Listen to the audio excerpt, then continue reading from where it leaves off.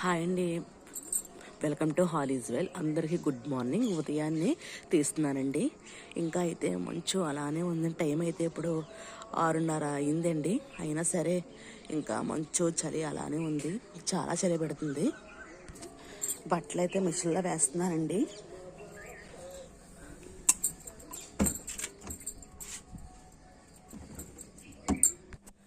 ఫ్రిడ్జ్లో నుంచి ఇడ్లీ పిండి తీస్తున్నాను, ఇడ్లీ వేస్తాను.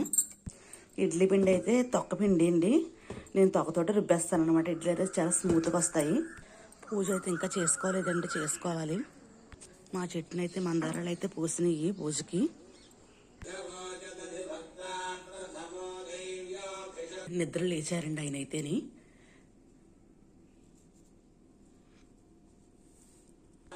నేనైతే ఇడ్లీ వేస్తానండి.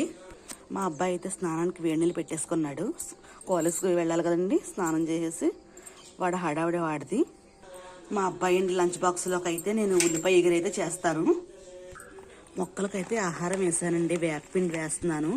చీడ గట్ట ఏమి ఉండదండి, బాగా పెరుగుతాయి అన్నమాట. ఇదిగోండి, ఎన్నటికి కూడా ఎక్కువ వేసాను.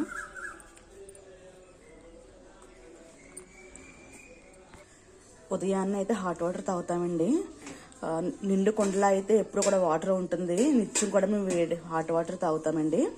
అంటే చల్లారిపోయిన తర్వాత తాగుతాం అనమాట. ఉదయాన్నే వేడి వాటర్ తాగిన తర్వాత అండి ఎప్పుడూ కూడా ఇలా నీళ్లు కాసేసుకొని చెట్టుకుంటాను. అలాగే ఇప్పుడైతే రాగిజావ అండి, రాగిజావకైతే కాస్తాను. అయ్యప్ప స్వామి ప్రసాదం అయితే ఖాళీ అయిపోయిందండి. ఇలా మొత్తం కొద్దిగా తిన్నామన్నమాట. తొక్కపప్పుతో ఇడ్లీలండి. ఇలా తెల్లగా అయితే పెద్ద ఏమి ఉండవు, నల్లగానే ఉంటాయి అనమాట. చాలా బాగుంటాయి.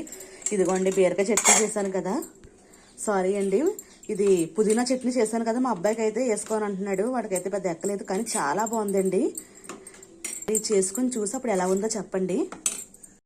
పుదీనా చట్నీ ఎంత మంచిదండి. బలవంతంగా వేసి పెట్టానమాట అండి. వద్దని చెప్పాడు, కానీ నేనే బలవంతంగా వేసి పెట్టేశాను అనమాట.